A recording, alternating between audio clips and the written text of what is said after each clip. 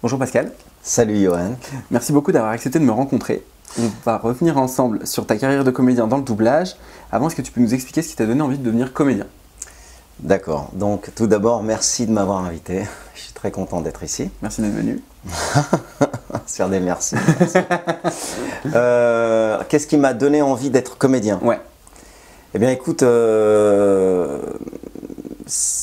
l'âge de 10 ans, pratiquement 11 ans, je suis parti en colo.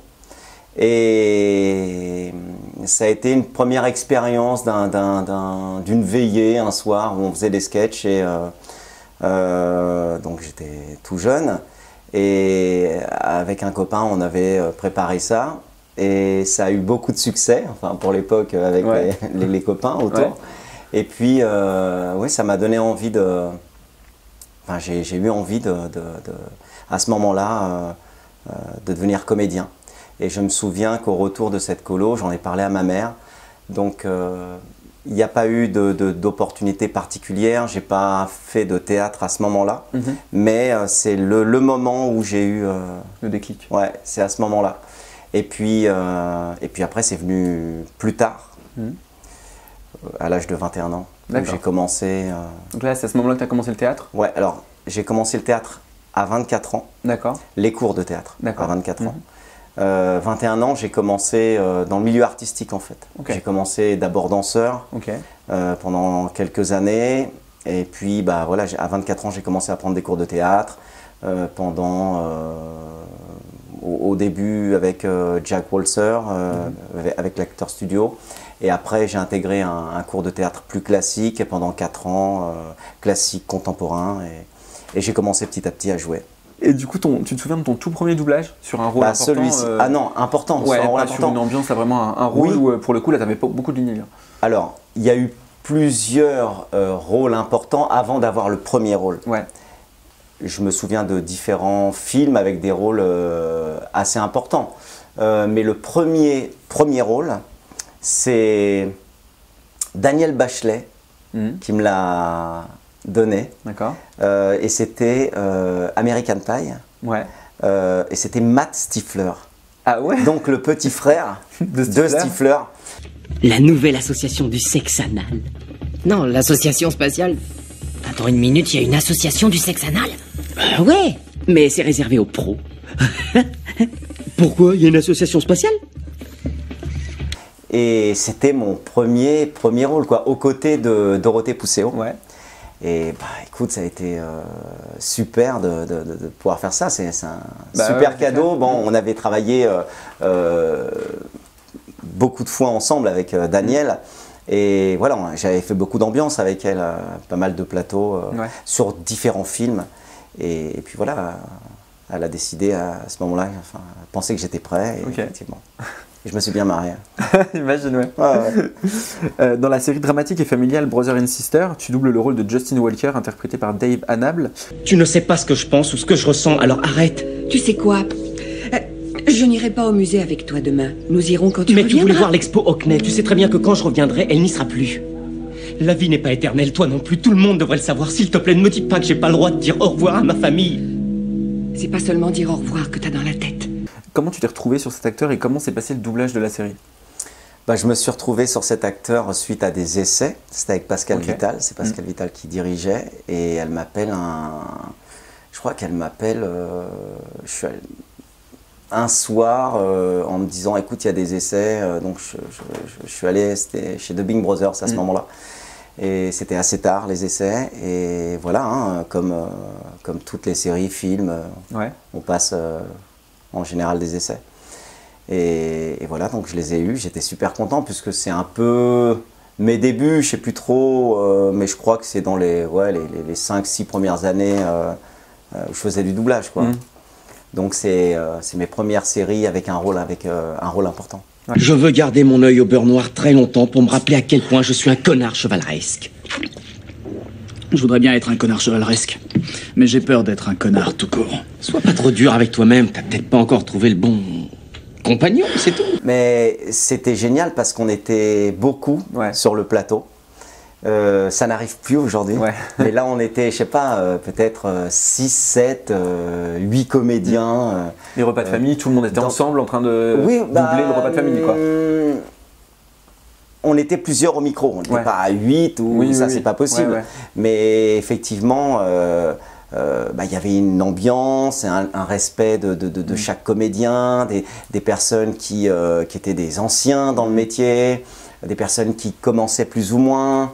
Et puis il y avait une super ambiance. Il y a des personnes qui sont plus de ce monde aujourd'hui, qui étaient sur la série. Et j'ai adoré. J'ai adoré puisque c'est un comédien qui a une très belle sensibilité. Il y avait beaucoup de choses à jouer. Il y a beaucoup de choses à jouer, entre les premières saisons et les dernières. Complètement. Le rôle est complètement différent. Ouais, tout à fait. Faut essayer de voir le bon côté des choses. Essaie de te dire que ça peut être marrant. Tu vois le genre, toi et maman, vous vous retrouvez pour Thanksgiving pour faire la fête. Et une soirée entre nanas et tout ça, toi. Comme ça, elle va pas trop nous en vouloir. Attrapez tous des salmonelles et crevez-en. Bon. Je crois que Sarah a bien besoin de réconfort. Donc oui, sur Brothers and Sisters, justement, donc on était nombreux et une voix, donc une comédienne que je connaissais, mais déjà de gamin, quoi, tu vois, sa voix, en fait, je connaissais sa voix, Monique Thierry. Bien sûr, ouais. Monique Thierry. Sur Sally Fields. Bah ouais, exactement, et qui est plus là aujourd'hui. Et je suis heureux d'avoir partagé des moments avec elle, parce que cette voix, tu sais, moi je l'ai connue dans Tootsie, en fait, Monique Thierry. Je savais pas que c'était elle, mais en tout cas, vu que j'ai adoré Tootsie et qu'il y a cette comédienne qui est à 100 à l'heure, incroyable, le jour où, puis alors Monique Thierry, elle avait une voix mais ultra reconnaissable. C'est-à-dire que tu la reconnaissais partout et dans la vie, elle avait exactement la même voix et beaucoup d'humanité. Et c'était une comédienne, enfin cette personne, au-delà de la comédienne, une personne qui avait une grande humanité. Et j'étais heureux de travailler avec elle, c'était vraiment cool, c'était un peu comme une maman, tu vois. Bah oui, c'est ça, clairement. Vraiment, elle avait ce côté-là. Et puis avec des années de métier. Ouais, c'est ça. Des années de métier, mais sans se prendre la tête, avec beaucoup de bienveillance, tu vois. C'était top, top. Ça aurait été un conte qui soit déçu, parce que c'est lui qui était le plus décevant. Qu'est-ce que tu veux dire? Oublions ça. Ton père t'adorait comme tu n'as pas idée. C'était toi son préféré, tu n'es qu'un garçon gâté pourri. Tu sais ce qu'aimer veut dire dans la famille, ça veut dire t'es un nul dans la voiture. Rien de ce que tu fais ne sera jamais assez bien. C'est pour que les enfants sont ingrats. Dans la série Murder, tu doublais le comédien Alfred Enoch dans le rôle de Wes Gibbons durant les premières saisons. Quel souvenir tu gardes de cette série et de ton personnage?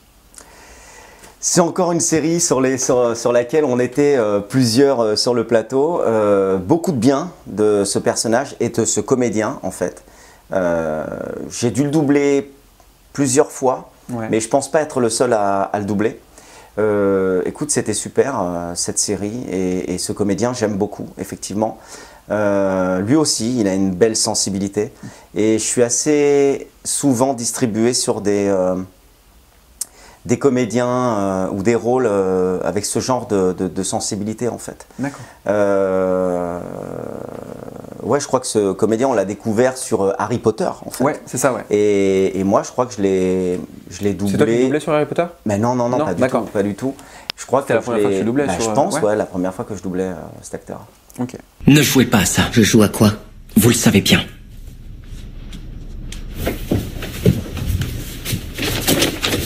Tout est là-dedans.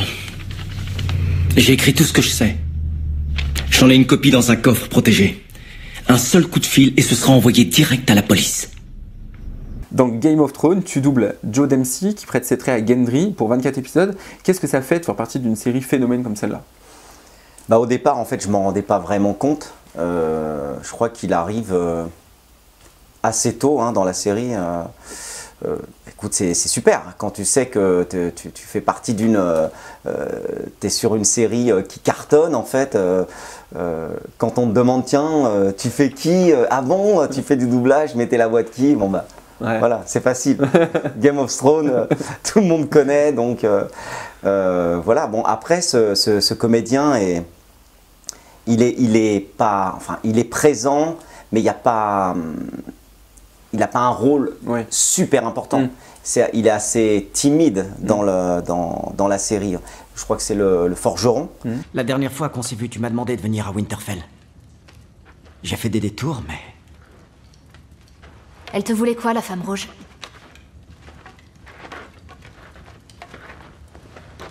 Elle a voulu prendre mon sang. C'était pour de la magie. Et au départ, on n'en parle pas beaucoup, quoi. Ouais. Donc c'est vrai qu'à la fin, tout se transforme. Aujourd'hui, on peut le dire parce que ça y est, hein, c'est fini. Et, mais j'ai doublé cet acteur dans d'autres choses aussi. Et il est assez surprenant. Tu l'as doublé après, du coup, Game of Thrones, ou c'était avant? Je l'ai doublé après. Après? Ouais, je l'ai rencontré sur Game of Thrones. D'accord. Ok. Dans la série Bones, tu doublais le docteur Clark Edison, joué par Eugene Bird. Les points d'attache indiquent qu'il était musclé, probablement parce que c'était un manuel, pas parce qu'il soulevait de la fonte. Très bien. Qu'est-ce qu'il a tué? Déboîtement des côtes sternales, à la fois au niveau de la colonne vertébrale et du sternum. Indiquant qu'il a été écrasé? Pas écrasé. Bloqué. Compressé.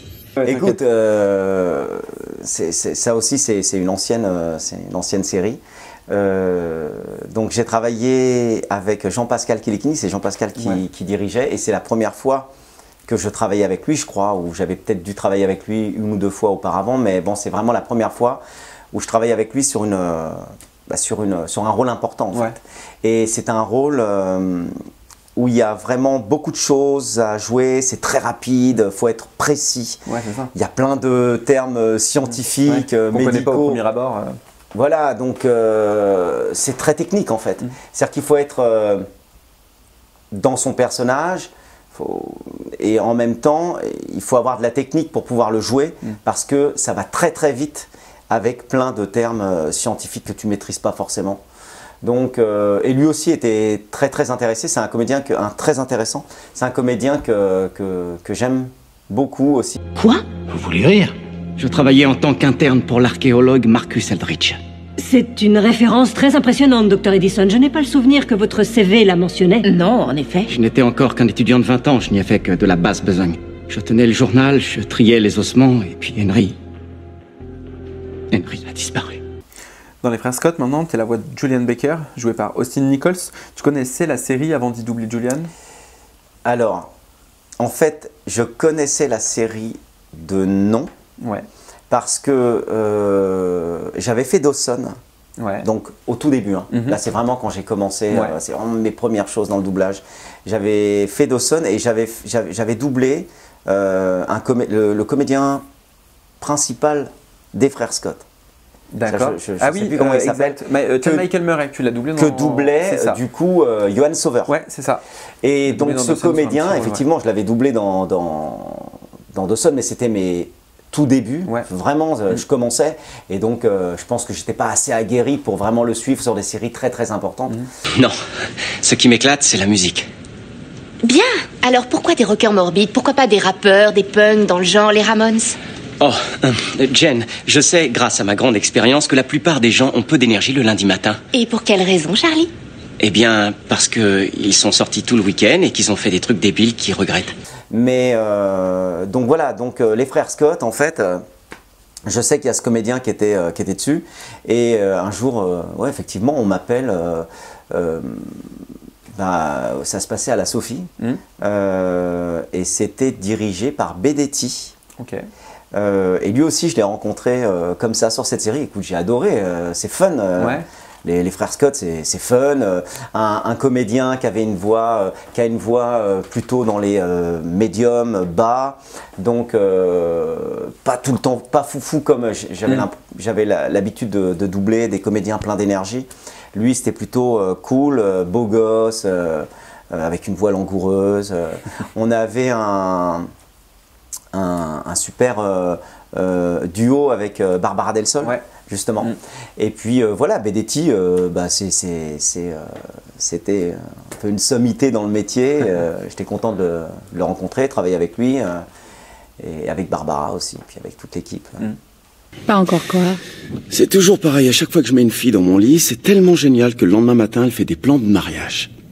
Très amusant, je suis morte de rire. Tu as le bonjour de Peyton, en fait. Oh, aïe.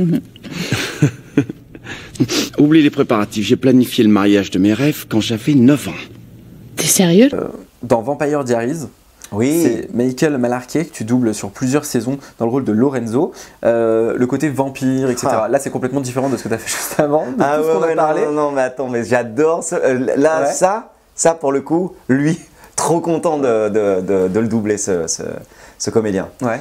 Et Vampire, alors en fait, effectivement, je crois que ça a duré au moins 6 saisons. Oui, il y a eu 6 saisons. Ah oui, au moins, ouais. Ouais, au moins, même peut-être plus. Ouais. En fait, c'est Laura Préjean qui dirigeait. D'accord. Et elle m'appelle, je crois qu'il n'y a pas eu d'essai. Je me souviens plus, mais je pense pas. Elle m'appelle pour doubler ce comédien, qui est pareil, un tombeur, quoi. Ouais. Tu vois, avec une voix en bas, tu vois. Donc, tu vois, quand tu parles des frères Scott, bon, ben voilà, si tu veux, dans ma carrière de comédien, ça y est, tu vois, il y a eu un moment donné où on a commencé à me distribuer sur des comédiens avec une voix, avec des beaux médiums, quoi. Et lui en fait partie. Et alors, cette série Vampire, moi, si tu veux, c'est pas le genre de truc que je vais regarder naturellement comme ça, mais là, c'est pareil, super équipe et puis je vois ce comédien et donc elle m'a fait un beau cadeau, Laura Préjean. Qui est tellement différent de celui que j'étais avant et que tu adorais. Lui au moins il savait ce qu'il voulait, il se battait pour l'obtenir sans écraser tout le monde sur son passage. Qu'est-ce que j'y ai gagné? Lily est morte, je suis à la rue et je me sens nulle part chez moi. L'ancien Enzo n'a pas pu avoir ce qu'il voulait, le nouveau y arrivera. Du coup là, changement de décor. Ouais. Au cinéma, dans les derniers Spider-Man, tu doubles l'acteur Jacob Batalon dans le. Moi je dis Batalon. Mais on peut dire Batalon. On peut dire Batalon à la française, tout à fait. Dans le rôle de Ned, meilleur ami de Peter Parker. Est-ce que tu avais passé un essai pour ce rôle et qui t'a distribué sur ce personnage? Alors ça, c'est Jean-Philippe Puy-Martin. Ok. Et alors, effectivement, c'est étonnant. Tu vois, quand tu vois le gabarit, le gars, avec en plus une toute petite voix. Oui, c'est ça. Tu vois. Bon, c'est un détail. Il y a plus important que ça. On atterrit dans 9 heures. On peut jouer à Monster Carnage pendant tout le vol. Aide-moi à m'asseoir à côté d'MJ. Sérieux? Ouais, sérieux. T'oublies notre plan. 2 Américains célibataires qui sillonnent l'Europe. C'est ton plan. On peut t'entendre également sur plusieurs autres grosses séries à succès, dont la série de Joss Whedon Dollhouse, dans le rôle de Topher Brinks, dans Desperate Housewives, tu prêtes ta voix au jardinier Justin, dans la série Charmed de 2018, tu doubles Lettres de lumière des sœurs Vera, ou encore dans la série Grimm, dans le rôle principal de Nick. Quel est le meilleur souvenir que tu as sur une série? Bah, tu sais, ce dont je te parlais tout à l'heure, le souvenir de cette première fois dans un studio, bon, voilà, ça c'est un truc fort qui, maintenant, des souvenirs, on en a plein. Tu m'as parlé de Desperate, ça c'est pareil, c'était une série hyper importante qui avait beaucoup de succès, donc bon, bah, j'étais content, et puis c'est plus ou moins mes débuts quand même. Autrement dit, nous sommes seuls? Non, autrement dit, je me retrouve seule. Vous partez. Je suis pas pressé. On peut peut-être passer un peu de temps ensemble. Je ne crois pas, non. S'il vous plaît, vous devriez apprendre à me connaître. Je suis marrant comme garçon. Tous les copains le disent. Charmed. J'ai adoré, et ça c'est fini il n'y a pas très longtemps, j'aime beaucoup ce comédien. Il a une classe naturelle, un côté dandy, anglais, classe pareil. À l'anglaise, classe à l'anglaise, bah, anglais, lui, carrément. Ça, et surtout très posé. Et donc ça c'est pareil, ça y est, ça change, tu vois, on me distribue autant sur des personnages qui ont énormément d'énergie, mais aussi maintenant sur pas mal de comédiens posés. Je vais vous aider à comprendre. Voyez-vous, je suis ce qu'on appelle un conseiller pour sorcières. Je fais partie des êtres de lumière. Physiquement, je suis mort en 1957. Attendez, maman était une sorcière? Bravo. Et ça faisait partie de mon discours. Et puis dans la série The Crown, tu doubles l'acteur Josh O'Connor dans le rôle du prince Charles. C'était la première fois que tu interprétais un personnage qui a vraiment existé? Là, on n'est pas dans le même type. Non, c'est pas la première fois. La première fois. Non, c'est pas. Alors, non seulement c'est pas la première fois que je doublais ce comédien, puisque je l'ai doublé, je l'ai doublé sur La Famille Durrell, The Durrell, avec donc dirigé par Blanche Ravalec. Lui aussi, c'est un comédien qui a une sensibilité hallucinante, très bon comédien. Cet étalage grotesque et mortifiant n'avait rien à voir avec moi ou avec mon plaisir. Ils sont restés 8 minutes debout. pour vous acclamer. Et demain, tous les journaux ne parleront que de vous. Et les gens verront les sentiments que j'éprouve pour vous. Oh non, si vous aviez des sentiments pour moi, si vous pouviez me comprendre. Maintenant, quelles sont tes dernières actualités? Quelles sont les dernières choses que tu as fait en doublage dont tu peux parler, bien sûr? Écoute, je crois que je peux en parler parce que ça vient de sortir. Une belle actu, j'ai fait le dernier Pinocchio. J'ai eu la chance de pouvoir, d'avoir été choisi pour interpréter le rôle de Jiminy Cricket. Et voilà, ça c'est assez frais, quoi. On verra qu'un jour, la roue d'un chariot va envoyer un de ses cailloux sur quelqu'un et le blesser. À quoi servent nos impôts, franchement? C'est quoi tes impôts? T'as pas besoin de savoir, surtout maintenant que tu ne vas plus être célèbre, mais voilà ce que tu dois savoir sur l'école. 1. Sois attentif. 2. Respecte les règles. Et 3. Fais tout ce que le maître t'ordonne. Compris? Compris. Bah écoute, merci beaucoup Pascal, je suis très heureux d'avoir pu te rencontrer. Moi aussi. Pour revenir avec toi sur ta carrière dans le doublage. Merci. Que nous dirait Ned pour terminer cette interview? Que dirait Ned? Il parle comme ça. Johan, tu crois que les araignées, ça pond des œufs? Super.